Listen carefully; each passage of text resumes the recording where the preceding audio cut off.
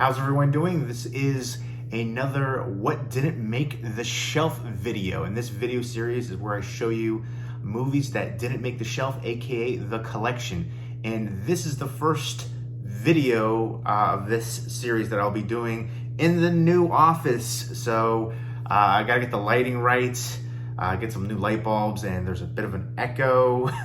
So there's a little fine tuning I'll have to do, so stay tuned for that. But I have 14 Blu-Rays that I'm getting rid of from the collection. And if you've seen any of them, definitely let me know what you think of them, and let me know which one of these is your favorite, because there are some in here that I actually enjoy. Sometimes they're just a one-time watch, sometimes they're upgrades, things like that.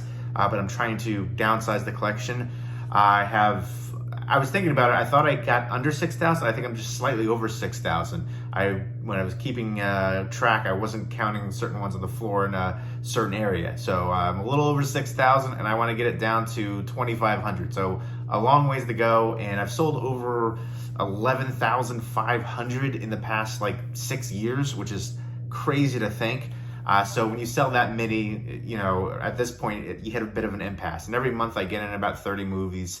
And so I'm going to try to get out double that. I'm not going to stop buying movies if I want to see the movies and have them in my collection. The rule is, though, for every movie that I buy, 2 have to go out the door now. So let's go ahead and get into it. A big shout out to Joe Marie at Martinez Joe 74, their channel. Definitely check them out. Really nice people, have a great collection. This video series was their idea. And definitely a really great idea, cathartic, helps me get rid of some of the stuff in my collection every day. I go through the shelves, pick out 1 or 2, and then when I get a stack, I'll make a video like this. I used to do a video series somewhat similar called Keep or Toss, but this video concept is way better because I was just kind of rationalizing, trying to keep certain stuff. And I feel like if I'm just thinking about getting rid of it, I should get rid of it. And if I don't see myself rewatching a movie, get rid of it. Space is at a premium, and I don't want to have things just to have them. But first up is The Prisoner, the complete series. This was a British TV show from 1968, and I did watch this a while ago. It's just been sitting, and I was just going through when I was moving stuff, and I happened to look it up, and it's out of print. The last couple ones went for 145 bucks. So usually if I sell things like this that are out of print and expensive, I undercut a little bit to move it out of the way quickly, because I don't have patience for things to sit. So if I can get 100 plus for this, I'll definitely be happy. I thought it was a good show, but not one that I think I'll revisit anytime soon. And I've had it for years now. I watched it the first time, and it's just been sitting for years. And I'm definitely more of a movie guy than rewatching TV shows. There's only a handful of TV shows that I'll rewatch. Let me know what your favorite TV show is. And there's a ton of special features on here, so a really nice release for it. And yeah, I was shocked to see the price point on this one. You never know what's out of print. People talk about certain popular ones like Dogma and stuff like that. I hear a lot of people picking that up recently, or see a lot of people picking that up recently, and a lot of people talking about it. But I feel like there's a ton of out of print stuff, way more out of print than that. I feel like a lot of times you don't even know. So keep track of everything. But yeah, The Prisoner. I remember having a good mystery intrigue, and I like the lead actor in here a lot. And just an interesting concept of where he used to work for some top secret agency, and now he's kind of kept with these other people that work there, and they all have a different number. I think he was number 6, and he's just trying to kind of survive and trying to get out of there and escape. And they're trying to get information from him and stuff like that. And I thought it was an intriguing concept, and I like all the different themes throughout too. But again, not one that I'll see myself revisiting anytime soon. So getting rid of that one. Next up are 2 ones that are also out of print and kind of shocking at the value. Both of these last ones that I saw go on eBay for both went for $145. And this is House of Dark Shadows and Night of Dark Shadows. And those ones weren't signed. These ones are signed from the different actresses in here. This was from the actress who played Angelique Collins. You can see where she inscribed Angelique. And then I think this one was Catherine Lee Scott, and this one was Laura Parker. So yeah, both of these actors I think are in their 80s now, so chances are they're not going to be doing any more signing events. And the Dark Shadows TV show was a super popular TV show. There's a big set for that. I don't know how many episodes, but there was a ton of episodes for that. The set was ginormous. These were 2 movies, and a lot of the characters and actors involved in the TV show made these movies right here. And I remember getting these signed for. It was an in-store event at Dark Delicacies. I like what they do for the community. They've been around for a long time, and they're in California, Burbank. And a lot of times, if you're not in the area, they can send it to you. Not all the time. Sometimes it's just in-store only, but I've talked to them before for a while. The owners, Del and Sue, both very nice. And yeah, so I remember checking these out. I've never seen the TV show, so I watched them. I thought they were good gothic vampire, horror drama, but I didn't love them. I feel like maybe if I was into the TV show, I would definitely appreciate them a bit more. But again, I was shocked that, these were going for over $100 for these. And, the signed versions, I assume, will go for more. There's no signed ones currently on eBay. So these are going out the door. I'd rather put the money towards other stuff that I need or other movies that I really enjoy. And next up, I've got The Long Night, The Long Night, The Long Night, The Long Night. 4 copies of The Long Night, and I have a copy myself. And people often ask me, why do you get multiple copies of certain movies? Because if it's a good price point, I can, flip them, sell them, or use them for trade bait. And so that's the case here. Again, a lot of times I'll pick up lots from other sellers. And if they have like a big lot with, multiple copies of one certain movie, and it's, a really good price, I'll pick it up. And a lot of times if the editions have digital copies, I can flip the digital copies and make my money back and then have all other stuff essentially for free, which has happened multiple times. These ones don't have digital copies, but I did check this movie out, and I have a big crush on Scout Taylor Compton, but she could not save this movie. This movie was a wreck, unfortunately. I was super disappointed in it. I think it was originally called The Coven, and it's basically about Scout Taylor Compton, her character trying to find her family. She grew up in like foster care, and she's going with her boyfriend. There's like this remote area, and this investigator says, let yourself in if I'm not there. And they let themselves in, and then they see these weird characters right here, this cult with, the animal skull masks, other weird masks too, and they're standing outside, and a lot of those shots just linger way too long with them just standing. And then I don't know what their drone budget was, but I feel like there was at least 8 shots overhead of the different locations and establishing shots and stuff like that, and it just felt like it was overdone. And I also thought there was a lot of shots of Scout Taylor Compton's feet too, like at least 7 different shots. And I was just like, okay, those 2 things kind of stood out for me: the lingering shots of the cult members, the overhead drone shots, and then the shots of her feet. I was like, who's directing this? Tarantino? Although he probably would have shown even more. But yeah, so this was, brooding, atmospheric, but overall, it just doesn't fully come to fruition. It just falls flat. There are a few other recognizable people in here: Deborah Kara Unger, Jeff Fahey. I remember watching a bunch of his movies growing up as a kid. Body Parts is one that I watched a lot growing up. But yeah, overall, I'm a big fan of Scout Taylor Compton, but I just didn't care for this movie. Below average, disappointing. There are some cool imagery towards the end, but by that point, like, you're just checked out. Just didn't work, and I was super bummed because I was really excited for this one. The cover looks cool, and again, I'm a fan of her, so disappointing. Next up is They Live. I have another copy of this one with the slipcover, so that's why I'm getting rid of this one.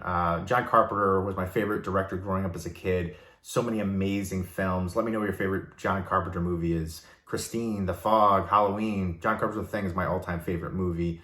They Live, Big Trouble in Little China, and Escape from LA, New York. Just so many phenomenal films. The Ward is my least favorite, and then Ghosts of Mars, but I'm a big fan, and I'll look forward to anything that he does in the future as well, and any kind of capacity, even if it's the score. I thought that was one of the few positives for Halloween Kills, was the score, the flashback scenes, and some of the kills, but overall that was a dumpster fire for me. But this is an all-time classic. I love the artwork right there from the Dude Designs, and I know there was a 4K release for it now, which I do want to pick up because I am a fan of this movie. But I just feel like there's so many, like, there's a new special edition Blu-ray or a new 4K transfer, but not a true 4K. And then like a year or two later, there comes the 4K. And there's certain companies that do that often. Blue Underground. Now you see Scream Factory doing it, Arrow Video's doing it, especially for their limited editions, which I'll show a couple in a minute. But yeah, so an amazing film. I love the theme here, the message, and then the fight scene between Roddy Piper and Keith David is just iconic. But this whole movie is iconic. I came here a true bubblegum kick butt, and I'm all out of bubblegum. And just the imagery here is long lasting, and I love the heck out of this film. Only reason I'm getting rid of it is because I have a duplicate for it. And then next up is Gamera, and this is a double feature: Gamera, Guardian of the Universe, and Attack of the Legion. I haven't seen any of the Gamera, is it Gamera or Gamera films. I've seen some clips. It's a giant turtle, right? Kind of in the vein of Godzilla. And it says it's a big budget reboot of the classic 60s Gamera franchise. So we had two films right here from 1995 and 1996. And apparently Roger Ebert gave it 3 out of 4 stars. All right, it says Gamera finally has a film to rival Godzilla. Some of these blurbs, though, that's not Roger Ebert. But some of the blurbs are just crazy hyperbole sometimes. But so yeah, I don't think I have so many other I have some other Gamera films I'm probably going to purge from my collection too, just because I've had them sitting for years and I've never sat down and watched them. I'm not a big fan of there's certain Godzilla movies that I like, but I've seen a bunch of them that I just wasn't a big fan of, and I feel like it's just kind of a lower version of that, and I'm just not too thrilled. And if there was movies that I've had in my collection for years and I haven't seen it, it's time to get rid of them. I remember when Blockbuster went out, there was a bunch of titles for like $1, and I hoarded up on them, and then I just realized I'm not going to watch these, so I just ended up getting rid of most of them. There was a few that I kept, but I don't want to keep doing the Dollar Tree. I'm guilty of that too. I got to do better with that. Dollar Tree, you see a $1 Blu-ray, you're like really excited for it. I'm not picking up everything. There's some stuff that I would just never touch, but there's some things, it's a blind buy. I was like, for $1, I'll give it a chance. Low risk, potential high reward, hidden gem, but I'm trying not to do that too much anymore because a lot of times they just sit. And again, I don't want to have things just to have them. And if I can't see myself rewatching again, gotta go. Next up is Rigor Mortis. I remember seeing this thinking it was atmospheric, some creepy imagery, but overall falls flat. It's kind of an ode to the Mr. Vampire films, Chinese 80s Chinese vampire movies. And it's like this apartment complex, and there's zombies, vampires, ghosts, all kinds of weird haunting imagery. And it's just kind of meandering though at times. It feels a bit convoluted and jumbled and kind of aimless at times. But it's very atmospheric. It has some cool imagery, but overall it just doesn't work. But apparently the slipcover is out of print, and I was looking this up, and like the Blu-ray itself goes for like, I don't know, $8-9, but the slipcover is, goes for like 20 plus. So a lot of times, some people don't care about slipcovers. I get that. But if it's for me, I like to find it with the slipcover myself because I feel like it's incomplete otherwise. But there you go. Rigor Mortis, time to get rid of that one. Next up is This Is the End, which I thought was a really fun, apocalyptic, comedy movie with a cast which seems like they're all friends and they all have that kind of chemistry right here. And it's directed by Seth Rogen and Evan Goldberg. And I have another copy of this one. I actually ended up getting another copy. This one has a little bit of damage right there, if you can see it, like a little puncture, very minute, but obviously I'm not going to get full value for that. But it's just a crazy, ridiculous, fun time in here. James Franco, Jonah Hill, Seth Rogen, Jay Baruchel, Danny McBride, Craig Robinson, Michael Cera, Emma Watson, a whole bunch of other recognizable people in here. It's wild, it's ridiculous, it's over the top, but a fun time. So that's another one that I enjoyed. I just ended up getting another one of it because this one had a little bit of damage that bothered me. Very minute. Maybe it's not even a puncture. Maybe it's just on the case. Maybe I over-exaggerated. Let's see. No, it's a slight, very slight puncture on the artwork too. But let me know which one of these actors is your favorite too. And then we've got some awesome ones. We've got the limited edition release for An American Werewolf in London, the Blu-ray. I ended up getting the 4K recently, so it's time to get rid of this one. An all-time classic from Jonathan Landis. Let me know what your favorite Jonathan Landis movie is. He's done so many phenomenal films that I'm a big fan of. Coming to America is one of my all-time favorite comedy movies. She's Your Queen to Be. And then I heard him and Eddie Murphy got into it a bit on set. And then, of course, Twilight Zone, the movie. I think everybody knows the controversy and everything that happened there. People lost their lives. It was a huge court case. It's a shame that that happened for sure. And, you know, people say that he was a big part of that, kind of pushing the hours and stuff like that when that shouldn't have been done. But he's done some other movies that I'm a big fan of too. Animal House, Three Amigos, Spies Like Us, a lot of really crazy, ridiculous ones. Blues Brothers, Trading Places is another one of my all-time favorite comedy movies. Innocent Blood, which I think is super underrated, has a Warner Archive release on Blu-ray. A really good vampire movie. Just some great moments in there. I would highly recommend the heck out of Innocent Blood. It's got some comedic elements in there too, but I love that one. The cast, just a really fun time, and I never hear anybody talk about that one. Obviously, everybody knows the transformation scene in here is iconic, but I love the bits of comedy in here too, the comedic elements. And then the one scene that always stuck out for me, I remember as a kid watching it, was the, you know, Nazi nightmare scene. That was mind-blowing watching that growing up. But such a phenomenal film, just so many iconic moments and you know, scenes in here, and just such a beautiful release for it too. And that's one of the things I was debating about, like keeping some of these, but I feel like these are so similar to the 4K releases. Especially this one and Hells Have Eyes are essentially the same one. I'm going to keep the Donnie Darko Blu-ray set, even though I got the 4K set. It has different artwork. And that was like a life-changing movie for me when I first watched it. And, you know, a little bit different design on that set from the Blu-ray to the 4K set. So I'm kind of giving that one a pass. But I'm trying not to do that too much. And I have other editions of this one too. Like I have a signed Steelbook signed by David Naughton in here.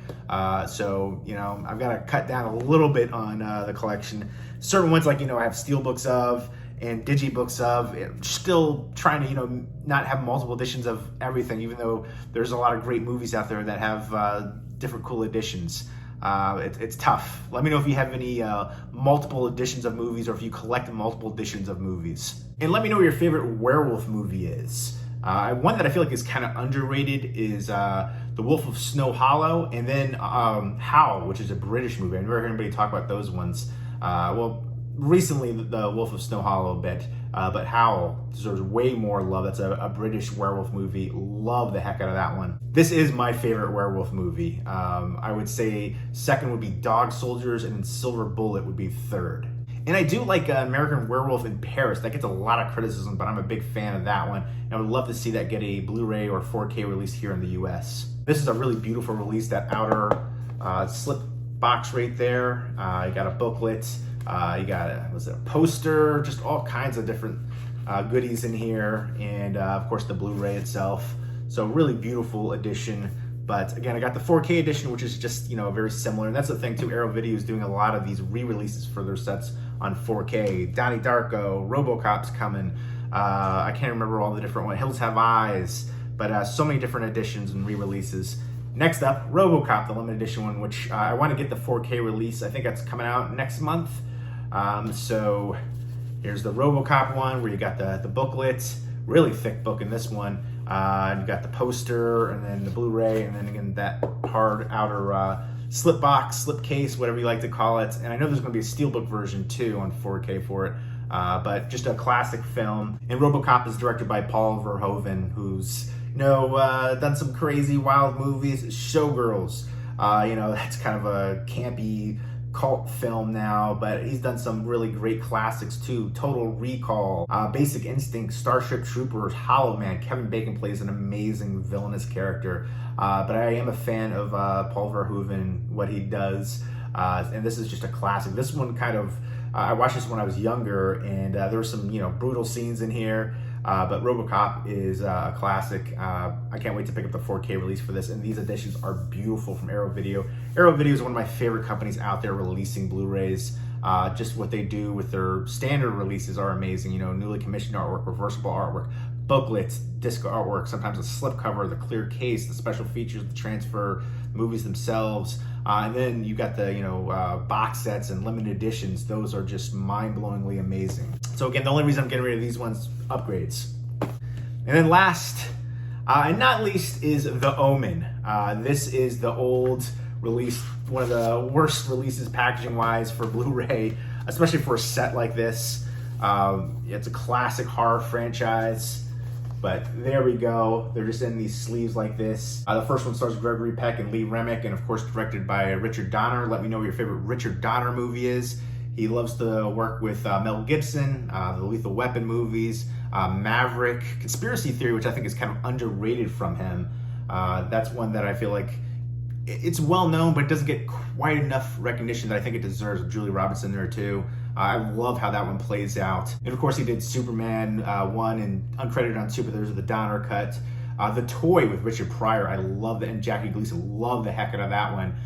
The little kid from Christmas Story in there too. But he's done some other great classic films, The Goonies, Lady Hawk, Scrooge, that's one of my favorite Christmas movies. And then of course The Omen right here, the first one, and The Omen is considered to be one of those cursed films up there with The Crow and Exorcist, Twilight Zone, the movie, but there was on Shudder, the Cursed Films TV series, and I actually picked that up on Blu-ray. Really good, really informative. I feel like most of the stuff I've already heard, but to hear it all from different people involved and just the compilation of it was really interesting. There's actually a few more things about The Omen that I wasn't aware of, like all the different plane crashes involved and stuff like that, and then the car accident too. So really kind of haunting to hear that. Really adds a bit to the lore of the film. But I ended up picking up the Scream Factory box set for The Omen, which is a really beautiful design, much nicer, sturdy, just the outer slip box for that one. What these films deserve. This was just a really terrible release right here from 20th Century Fox. You can tell they didn't really care about it. They just put it out. The packaging is just so flimsy and cheap. And that's just unfortunate. And I feel like there's so many different sets that still don't compare to DVD. I feel like DVD has so many amazing collector's editions and box sets and stuff like that that Blu-ray still doesn't live up to, especially 4K yet. There's only been a few really cool 4K editions. The Close Encounters of the Third Kind is a beautiful edition, one of the few ones that stands out for US releases. But the Nightmare on Elm Street collection, I would love to see, Arrow Video or Scream Factory pick that up and make a beautiful box set for it, because the previous Blu-ray release is lacking and doesn't compare to, especially the physical packaging wise, to the DVD or even the VHS set back in the day. And I feel like especially for horror, I feel like we drive the market for physical media. How many different re-releases of Evil Dead 2, Halloween, now The Thing, and other different movies out there have there been, and that we've essentially purchased every time, keep picking it up, different steelbook, new artwork, new slipcover, all that stuff. So they know what they're doing, and if they want to do it right, they'll do a proper box set for some of these sets. The Leprechaun set, that's another set that deserves more love. The Leprechaun set, which is another terrible release packaging wise, and just even the menu screens and stuff too. But Nightmare on Elm Street, that's just one of the most iconic slasher franchises ever. To think it has such a poor Blu-ray release from a packaging standpoint and just everything like that, it deserves better. And I love what Scream Factory did with obviously Halloween and then the Friday the 13th set. So they're one of the few companies out there that I think can potentially do a box set and work with other companies and studios like that. So let's see that happen. Hopefully that will. But yeah, time to get rid of the Omen, because I have the new Scream Factory set, which is so much nicer. But you can pick this up for a pretty, inexpensive price point. I think new is like $20. And I actually thought the remake wasn't bad in here. Definitely not as bad as everybody made it out to be. But there we go. Those are the 14 movies, Blu-rays that didn't make the shelf, aka the collection. Some are upgrades, some are ones that I have duplicates of, some are ones that I thought were good but just were one-time watches for me. Like The Prisoner show and House and Night of Dark Shadows. Maybe I'd appreciate them more if I watched the TV show back in the day. But there we go. Let me know what you think of them. If you've seen any of them, let me know which one is your favorite as well. Leave me those comments down below, and I hope everybody's doing well. Take care.